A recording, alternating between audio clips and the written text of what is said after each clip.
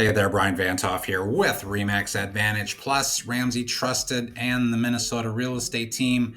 As always, happy Thursday. Hope you're having a great start to your month, and I hope you have some nice plans for this coming Mother's Day weekend. It's also a fishing opener if you're big into fishing for walleye and bass. Hopefully, you get a little bit of a chance to kind of be participatory in both of them. But certainly a lot of good things going on this weekend with Mother's Day and fishing opener happening this week. And the temperatures look pretty nice with mid 70s and even high 80s for Sunday. So should be a nice weekend. Hopefully you get some time to spend with some family. But let's get into the weekly market update here. Let's talk about those previously owned homes within that 50-mile radius of downtown Minneapolis in Minnesota, just to kind of keep up with really what's going on a weekly basis. So we saw 1,237 new listings hit the market over the past 7 days. That's 73 more than what we saw last week, 61 more than we saw the same week last year. 315 of the new listings sold in the first week. The new listings consisted of 866 single-family homes, 246 townhomes, and 125 condos. There's 373 coming soon listings on the market right now, which is down 67 from last week. That's actually kind of interesting to me, in that could be reflective that we could have a little bit of a slower week coming up with Mother's Day, into next week, with maybe fewer listings hitting the market over the next 7 days. But we'll see what happens there. What's interesting about coming soon is so many sellers, at least professional agents and sellers who are out there who know what they're doing marketing properties, are using the coming soon feature as a way to kind of double market their listing to buyers out there.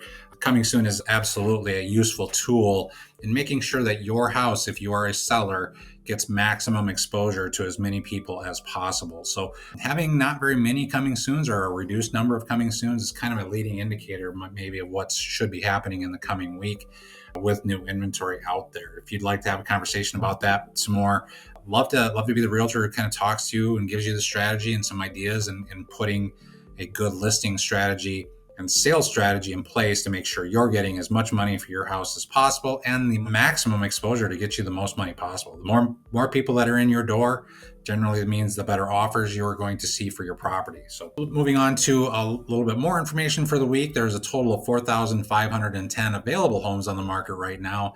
That's up about 6% from where we were last week. Of that total, 2,667 are single-family homes at a median listing price of $525,000. 835 are townhomes at a median listing price of $320,000.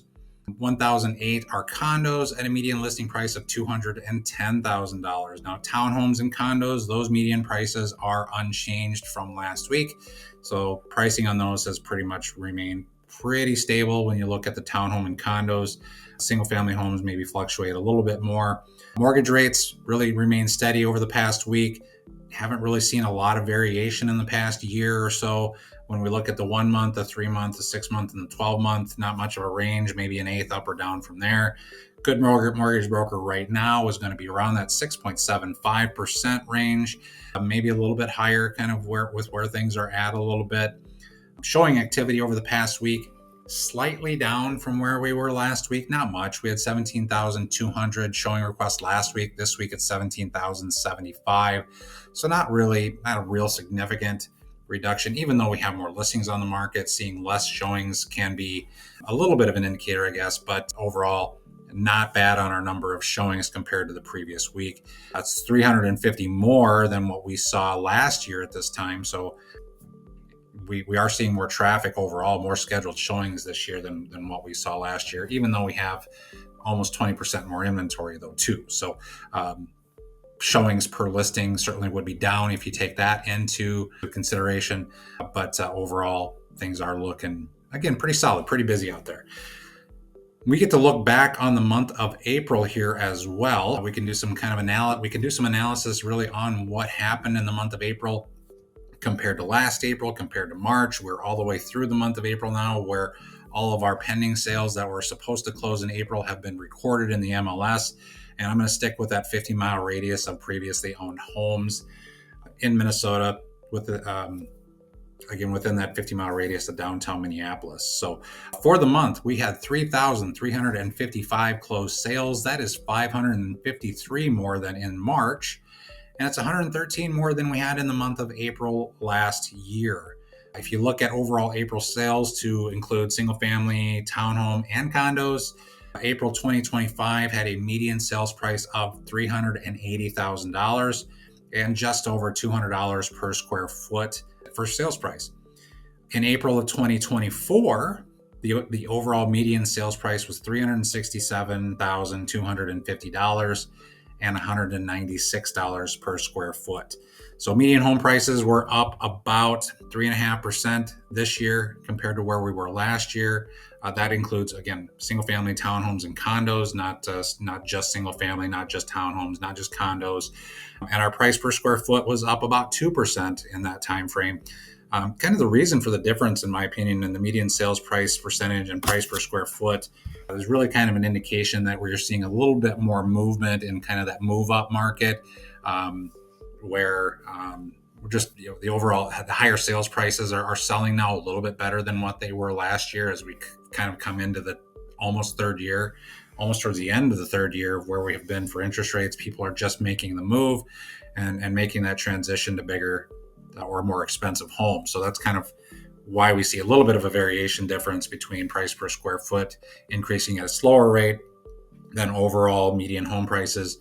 But now if we focus solely on single family homes, which make up about 72% of all closed sales in the month of April, we find that median home close price on single family homes was $423,500 and $206.39 per square foot. Last April, the percentage of sales that were single family homes was roughly the same, about 72% of all sales. But the median close price last year was only $403,500. So we are up $20,000 from last April to this April. So prices certainly have appreciated. And last April 2024, the price per square foot was $198.16. So up about 4% on price per square foot, up about 5% on overall median sales prices. We can also kind of compare pricing with our kind of current inventory and what is closing. Right now, as of today, our median listing price on single family homes is about $525,000.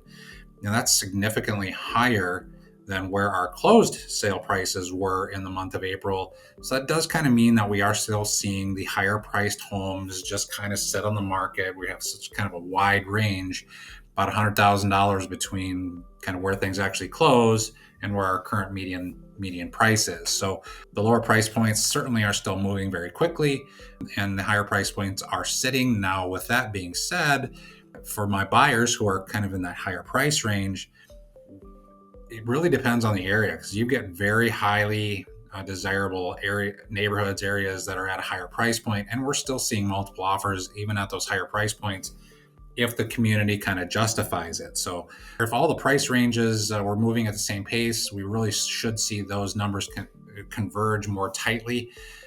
It's just another indication that higher priced homes are sitting on the market a little bit longer. And so finally this week, let's talk about median price points and some local communities that would generally fall into the category where their median sales fall in line with overall median home values. At the end of 2024, year-end 2024, the median sales price in the 13-county metro area was $380,000.